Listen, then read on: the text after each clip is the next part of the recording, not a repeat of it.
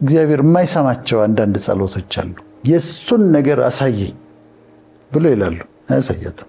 እናቱ ተቸግራ ስትሞት ያየ ወይም ግፍ ሲፈጸም በቤተሰቦቹ ላይ ግፍ ሲፈጸም ያየ ሰው ስልጣን ላይ ከተቀመጠ ማህበረሰቡን ይበቀላል፣ ህዝቡን ነው የሚበቀለው እንዳለ። የሆነ ወንድ ይጎዳታል፣ አንድ ወንድ ነው ይጎዳት። ከዛ በወንዶች ላይ ጥላቻ ያድርባታል። ሆን ብላ ወንዶችን ፍቅር ታስይዛል። ማስለቀስ ነው ስራዋ። the best revenge is massive success ይባላል። ምርጡ በቀል በቃ የመጨረሻ ስኬታማ መሆን። የጎዳህን ሰው ልትበቀል ስትሄድ ወይም ልትገድለው ስትሄድ ለመቃብር ስትቆፍርለት ሁለት ቆፍር ይባላል። ለዛ ሰዓት የተሰማውን ቁጣን፣ ንዴት፣ ቅናት ለመወጣት ብሎ ምንድን ያደረገው ልጆቹን ያለ አባት ያለ እናት አስቀራቸው። ቀላል በቀል ሲምፕል ሪቬንጅ እንደ ስሙ በጣም ከባድ አይደለም፣ ብዙ የሚጎዳ አይደለም። ግን ለምሳሌ አንድ ሰው ለአንዲት ሴት ይደውልላታል ስልክ፣ ከዛ አላነሳችም። ስለዚህ ጠብቅና እሷ ስትደውልለት አያነሳም። አሁን መበቀሉ ነው፣ ግን ሲምፕል ሪቬንጅ ነው የሚባለው።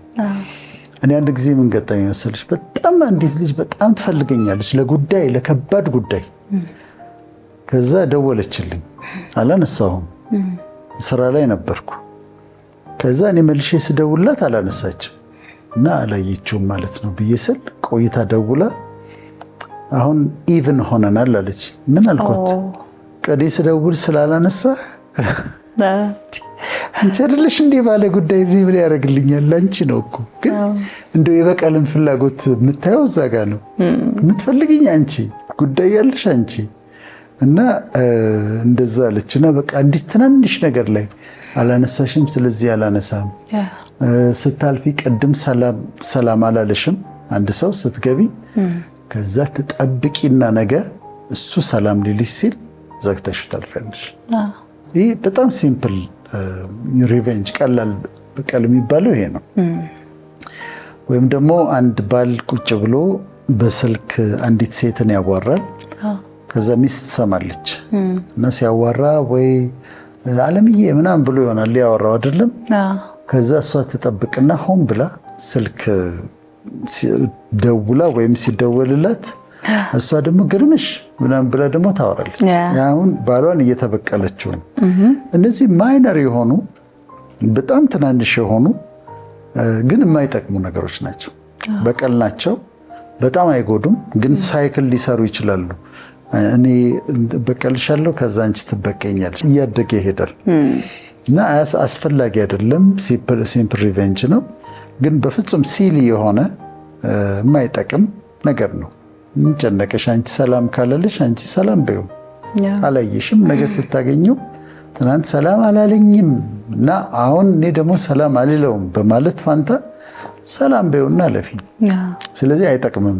ይሄም ማለት ነው የመጀመሪያው አይነት ምኞት በቀል ፋንታሲ ነው፣ በሐሳብ ነው የሚደረገው።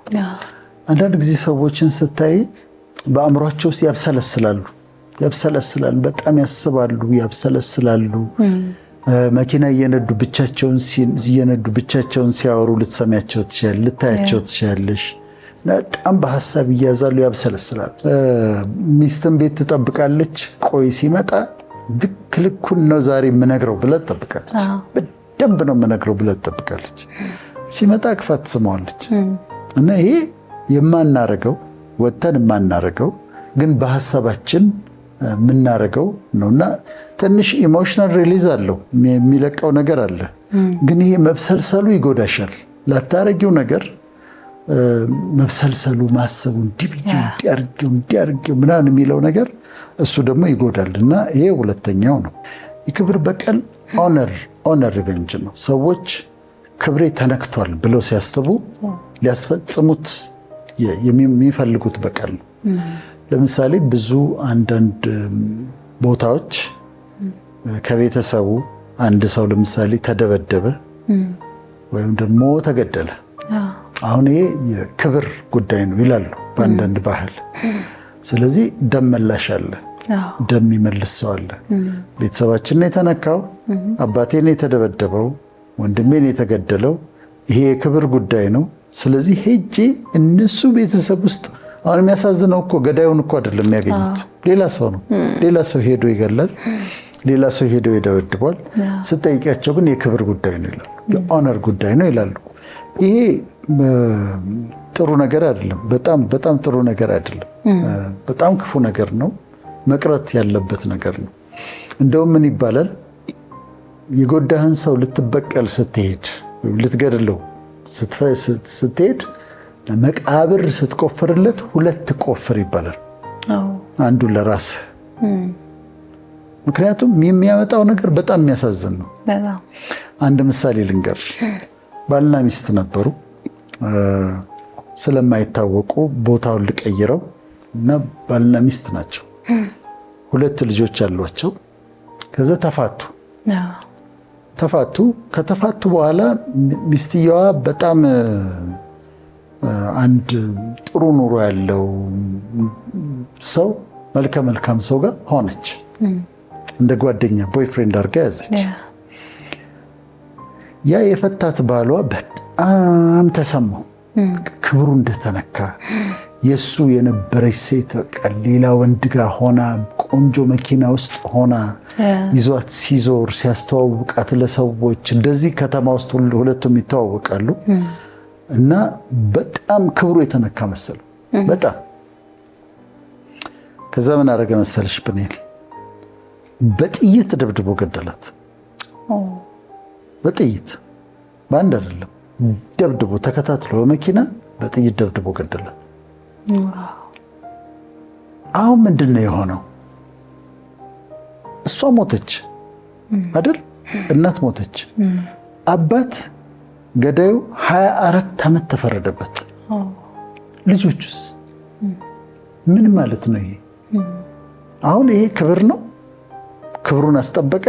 ያ በቃ ሰው መኪና ውስጥ ስላያት ከዛ የተሰማው እሱ ለዛ ሰዓት የተሰማውን ቁጣ፣ ንዴት፣ ቅናት ለመወጣት ብሎ ምንድን ነው ያደረገው? ልጆቹን ያለ አባት ያለ እናት አስቀራቸው።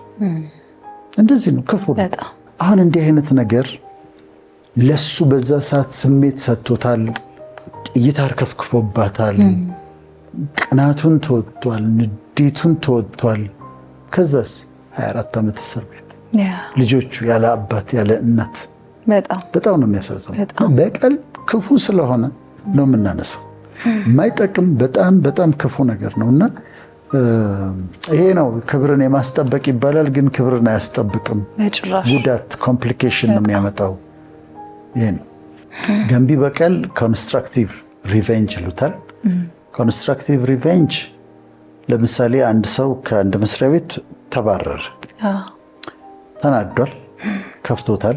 ስለተባረረ ይሄድና ይማርና ትሬኒንግ ይወስድና የዛን ድርጅት የሚመስል ድርጅት ይከፍታል።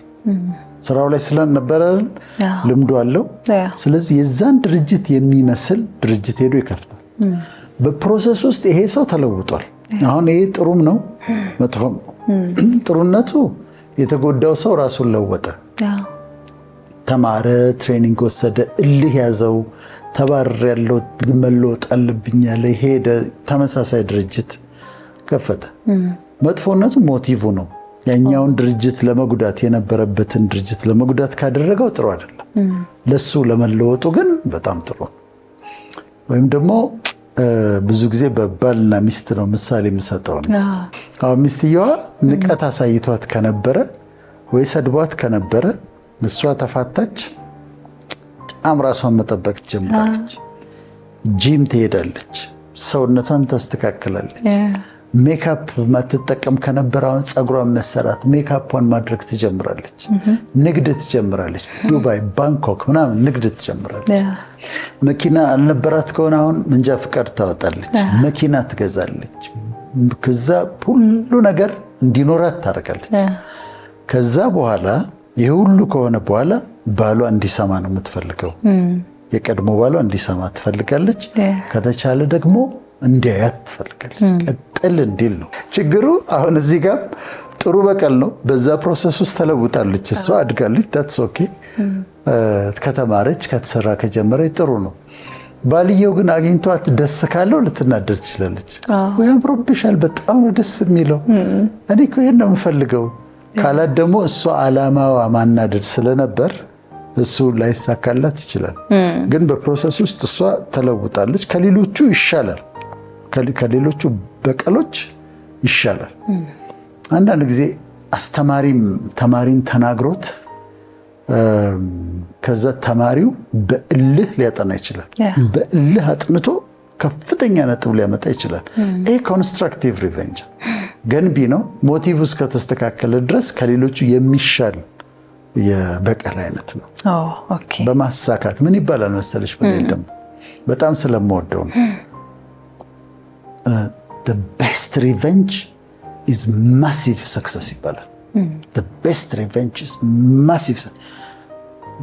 ምርጡ በቀል የመጨረሻ ስኬታማ መሆን፣ በትልቁ ስኬታማ መሆን እሱ ትልቁ በቀል ነው ይባላል እና ወደዋለሁ ይሄን። ለዋጭ በቀል ደግሞ ትራንስፎርማቲቭ ሪቬንጅ ነው የሚባለው። ትራንስፎርማቲቭ ሪቬንጅ ምንድነው? የአስተሳሰብ ለውጥ ታደርጊያለሽ። ከዛ የጎዳሽ ሰው አለ፣ ተቸግሮ ታገኘዋለሽ፣ ትረጂዋለሽ። የጎዳሽ ሰው እኮ ነው። ከዛ ገንዘብ ትሰጪዋለሽ፣ ትረጂዋለሽ እና ትረጂዋለሽ። ተቸግሮ ስታገኝ ትረጂዋለሽ። ሆስፒታል አንቺ አሁን በፊት ከነበርሽበት ለምሳሌ አንቺ ምንም ባልነበረሽ ሰዓት ያዋረደሽ የጎዳሽ ሰው ነው እንበል። አሁን ጥሩ ኑሮ ላይ ነሽ። ከዛ እሱ ታሞ ሆስፒታል ተኝቷል። ሆስፒታል ትሄጂና የሆስፒታል ክፍያውን ትከፊለታለሽ። ግን እዚህ ጋር ሞቲቭ አለ። ለመቅጣት ብለሽ ካሰብሽው ጥሩ አይደለም። ግን በቃ ትተሽለት የሐሳብ ለውጥ ትተሽለት ከሆነ ግን ያን የምታደርጊው ቅጣት ነው። ሰውየው ምን ይላል መሰለሽ? አሁን ገደልሽኝ ነው የሚለው።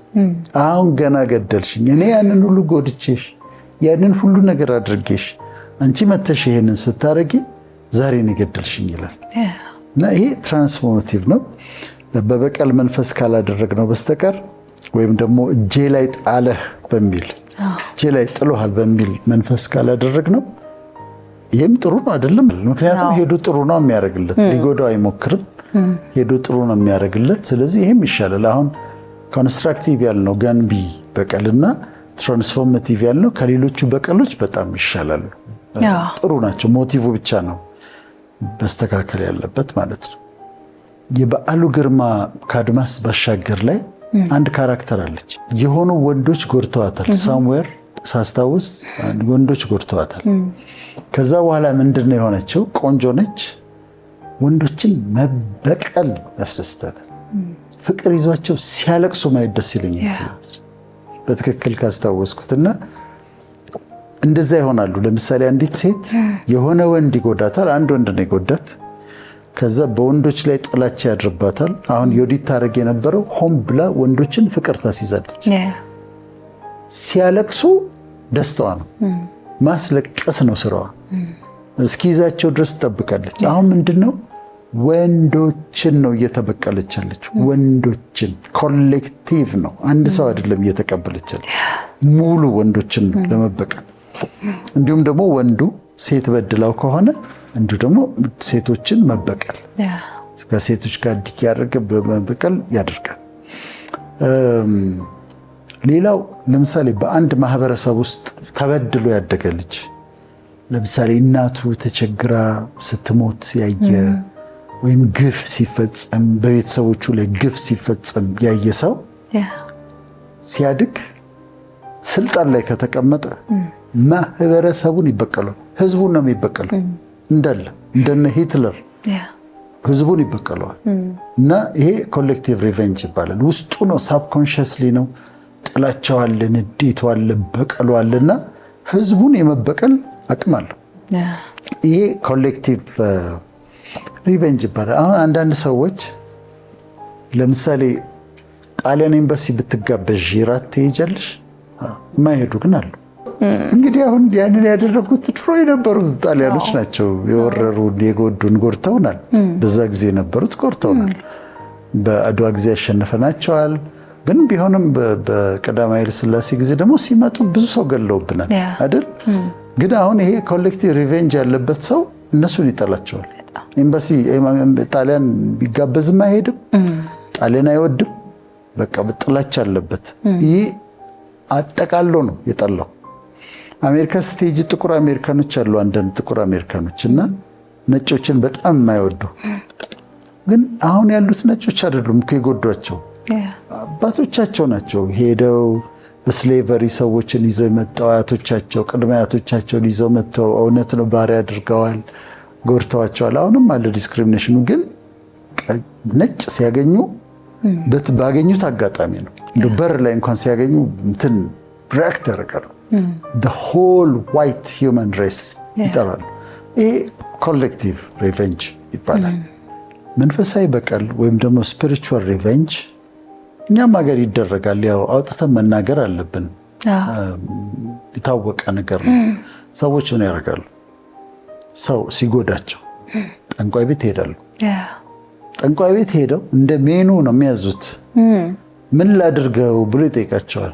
ይሙት፣ ይበድ፣ በበሽታ ይመታ፣ የትኛውን ነው የምትፈልገው ብሎ ይጠይቃል ጠንቋዩ።